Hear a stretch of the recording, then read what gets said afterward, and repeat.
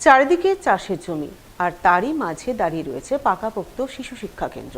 অথচ শিশু শিক্ষা কেন্দ্রে যাওয়ার মতো নেই কোনো পাকা রাস্তা। চাষের জমির সরু আলপথ ধরেই যাতায়াত করতে বাধ্য হচ্ছে ছোট ছোট পড়ুয়া সহ শিশু শিক্ষা কেন্দ্রের শিক্ষক শিক্ষিকারা। শুধু তাই নয়, শিশু শিক্ষা কেন্দ্রে নেই কোনো শৌচালয়, নেই বিদ্যুতের ব্যবস্থা। শিশু শিক্ষা কেন্দ্রের চারপাশে প্রাচীর থাকলেও নেই কোনো গেট। ফলে রাত নামলেই আখড়া হয়ে ওঠে দুষ্কৃতীদের। রাতের অন্ধকারে দুষ্কৃতীরা মদের আসর বসায় সেখানে। তাই শিশু শিক্ষা কেন্দ্র চত্বরে ছড়িয়ে ছিটিয়ে রয়েছে মদের বোতল। শিশুদের মিড ডে মিল রান্নার জন্য কোনো ঘরের ব্যবস্থা নেই। পানীয় জলের ভরসা টিউবওয়েলের আয়রনযুক্ত জল। সেই জল দিয়েই হয় মিড ডে মিল রান্না। এমনই বেহাল অবস্থায় কোনো রকমে খুঁড়িয়ে খুঁড়িয়ে চলছে মালদার হরিশ্চন্দ্রপুর ১ নম্বর ব্লকের ভিঙ্গল গ্রাম পঞ্চায়েতের ভেস্টপাড়া শিশু শিক্ষা কেন্দ্র। আমাদের প্রথমে অবস্থাটা হচ্ছে কি যে আমাদের রাস্তা নাই, রাস্তা আছে অর্ধেক শতক, কিন্তু আমাদেরকে দু জমিও লাই আমাদের রাস্তাটা দিচ্ছে না, মানে এদিক থেকে কেটে নিচ্ছে, ওদিক থেকেও কেটে নিচ্ছে, সরু আলের মতো করে দিয়েছে। তারপরে স্কুলটাতে সমস্যা হচ্ছে যে গেট নাই, মেন গেট যেটা সেটা নাই। এই মদঘররা এসে মদঘর নেশাখোর খাবে, দরজা জানলা ভাঙবে, এদিকে ইট পাটকেল, তারপরে কি যে মদ খেয়ে নিয়ে বোতলগুলো মদের ফেলে দিয়ে যাবে স্কুলে, মানে এত নোংরা করে রাখছে, পেচ্ছা করে দিয়ে পায়খানা করে দিচ্ছে। তারপরে হেডগুলো চুরি করে নিয়ে যাচ্ছে কলের। তারপরে এবার আবার ফের এই যে হেডটা আছে কলের, এটা হেডটা আবার ফের মানে খোলার আরম্ভ করে দিয়েছে। আমাদের পানির কোনো জলের ব্যবস্থা নাই। একটা টিউবওয়েল দিয়েছিল, সেটাও তুলে নিয়ে চলে গেছে। স্কুল ছুটি ছিল আমাদের, এই যে দুর্গাপূজার ছুটিটা গেল, তারপরে মানে হেড আসে দেখছি আমরা নাই, মানে ফাঁকা পাচ্ছে, গেট নাই।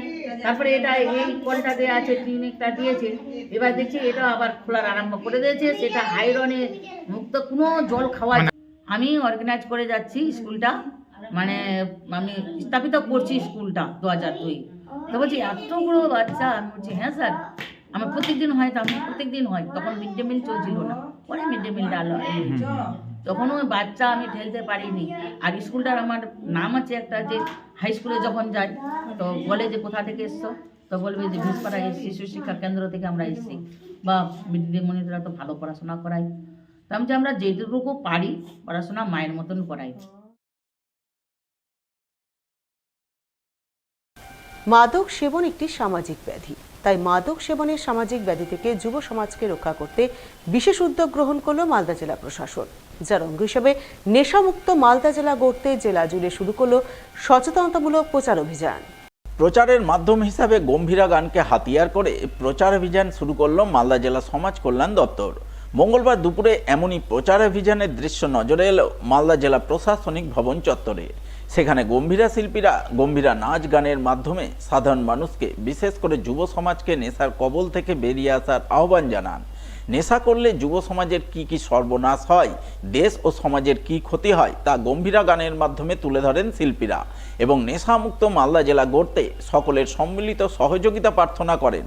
এদিনের এই সচেতনতামূলক প্রচারাভিযানে হাজির ছিলেন মালদা জেলার ডেপুটি কালেক্টর তথা জেলা সমাজ কল্যাণ দপ্তরের অ্যাসোসিয়েট ওসি সুজয় ব্যাপারী সহ অন্যান্যরা।